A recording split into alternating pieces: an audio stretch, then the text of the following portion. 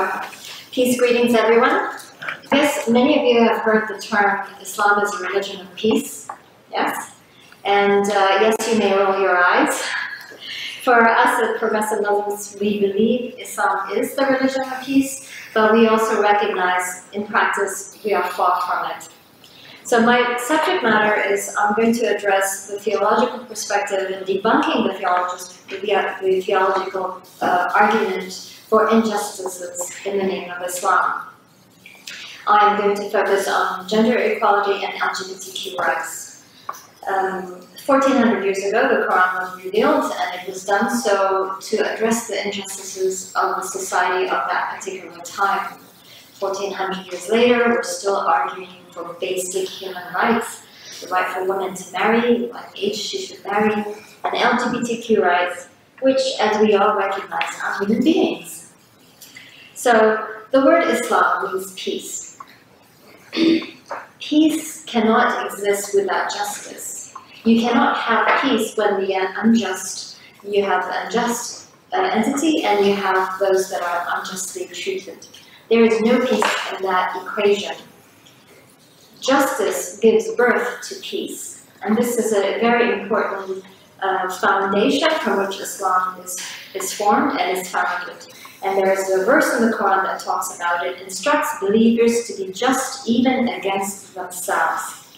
Verse 4, 135. When fundamentalists and so-called Islamic nation states define their practices and their form of justice and Sharia law as God's law, then we have to now debunk that definition of God's law. So what I'm going to do is I'm going to unpack the word, the meaning of Sharia and Sharia law. So, in a nutshell, Sharia law, as we know it now, is not God's law, but it is man's law. Sharia is the divine inspiration. Sharia law is the extrapolation and the interpretation of that divine inspiration by men in patriarchal society. Okay? Sharia law. Sharia law, as we know it today, is a combination of that divine inspiration as interpreted by men in patriarchal society, plus secular laws of the day, which include pre-Islamic laws and norms, plus cultural norms of the day of that particular world. So you have the cultural norms of some African states like FGM, and in Pakistan and South Asian societies such as so-called honor killing, right? So these are just cultural norms of the day that has been incorporated, that is now an apostasy that now is supposedly Sharia law. And again, let me stress, Sharia law is not God's law, it is man's law. And how does it become religious? It's very simple. The politicians of the day pay the religious clergy of that institution, of that country, religious institutions of that sultana, and they use the religion to justify, to certify that this Sharia law is actually God's law. And so therefore, citizens of that state has to adhere to it. You see how the corruption happens? So Sharia law, as we know it today, is essentially power, politics, and money. And that's the world that we live in, especially particularly in the Islamic world.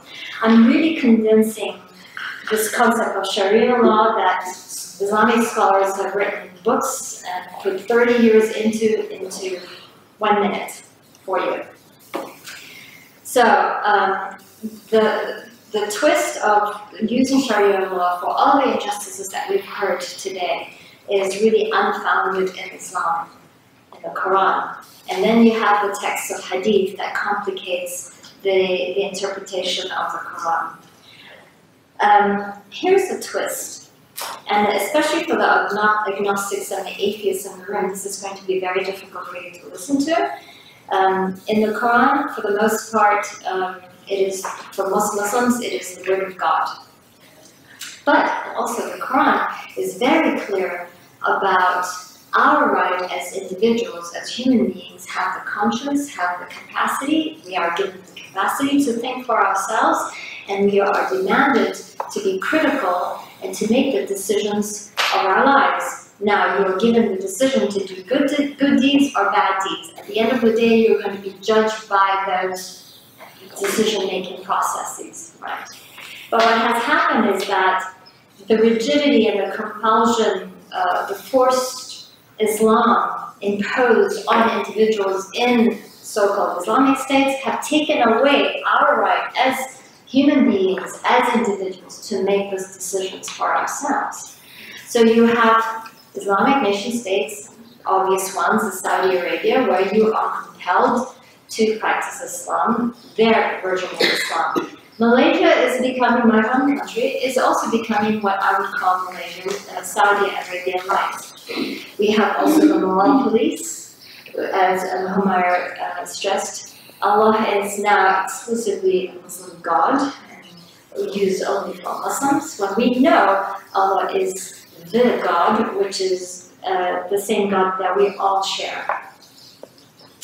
So, to give you an example of the deformity of the way Islam is being practiced right now, the most popular verse is verse 434, which is the verse about beating your wife. Now, even non-Muslims know this verse very well, because we get thrown this verse at our faces all the time. Yeah, but the Quran allows the husband to beat your wife. Well, I'm sorry, but that's an interpretation that conservative and radical Muslims like to use, or Muslim patriarchal societies like to use in maintaining that status quo of patriarchy and that superiority of manhood. But in actuality, when you say to a traditional Muslim that challenges us progressives on this verse 434, I would say to them, hang on a second, the Quran is supposedly the word of God, correct? And their answer would be, of course, of course. Then you would also say then, the best, you are instructed as a Muslim to emulate the character of Prophet Muhammad to be a good Muslim, correct? He says, yes, of course. Then why is it that for this particular verse, you use it as beat, as the bara, as the word, whereas in actuality, it also means to walk away, which is exactly what Prophet Muhammad did. You can't have it both ways. And so it's very easy to actually counter a lot of these irrational thinkings, convoluted translations that we in the Muslim world, and also now also the non-Muslim world, have accepted as Islam. We progressives are really redefining what Islam is. And in the Western world, we Muslims have the luxury of doing that without prosecution, where Muslims in the Muslim world are prosecuted for doing just the same. Another example is in Malaysia just a few days ago, 17 trans men were arrested in the state at a local wedding function under Section 66 of the Sharia Criminal Enactment, under the Men Posing as Women Act. There's no crime for being a trans or homosexual in Islam. There is no such thing in the Quran. There were diversity of sexuality in the times of Prophet Muhammad, and that was recorded. And it's also recorded nobody was punished for being a trans and homosexual or what have you during Prophet Muhammad's day. And yet, in the 21st century, 2014, this is happening. It is a disgrace, truly a disgrace in the name of Islam. Given that rational arguments are being made, we have to, as progressive Muslims, also argue back rationally against these arguments in the name of Islam, using theological basis for doing so. It is very hard for Muslims in the Muslim world.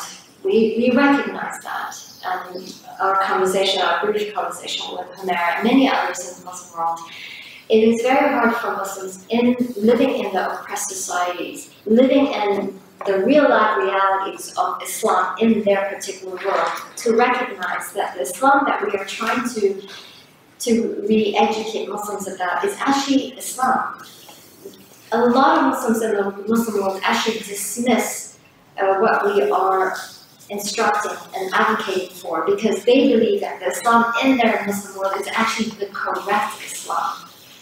It is impossible for them, sometimes it's very hard for them to extract themselves from the culture and from what is really pure Quran and in the spirit of love, compassion. Bismillah ar-Rahman ar-Rahim. We say this till we're blue in the face every day before we do everything, before we do drive, before we eat, before we do so many things. But the compassion of Muslims that live in this incompassionate world is very hard for them. And so what happens? They give up Islam, they become atheists, they declare themselves atheists. And recently in Egypt, a group of, as NGOs, we raise these issues at the United Nations, we highlight these injustices that are done in the name of Islam.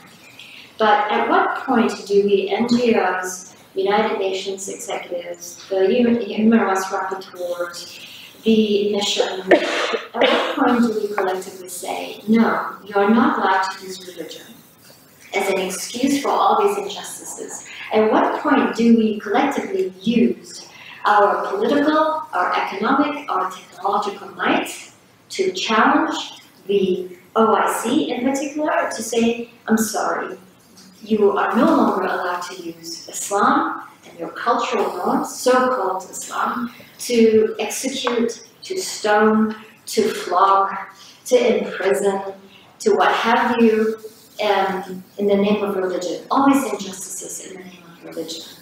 No longer allowed to do so. We must call them out on it. At what point do we actually say to them, for God's sake, can you please stop criminalizing and stop stoning human beings who happen to be homosexuals?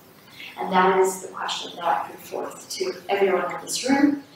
And that's all. It's a very small request.